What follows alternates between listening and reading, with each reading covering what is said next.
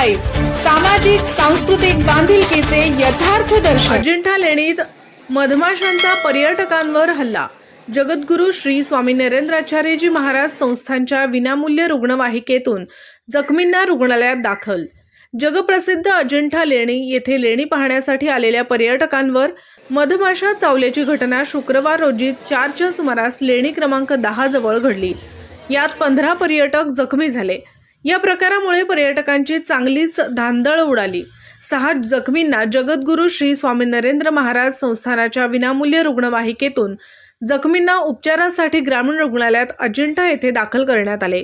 यामध्ये प्रभाकर पाटणकर, दहेगाव, सुशीला चव्हाण, रेखा चव्हाण, दोन्ही कुंभारताडा, संजय जाधव यांच्यासह 2 विदेशी पर्यटकांचा समावेश होता। गावदर्शन लाईव्ह प्रतिनिधी गणेश रके, छत्रपती संभाजीनगर।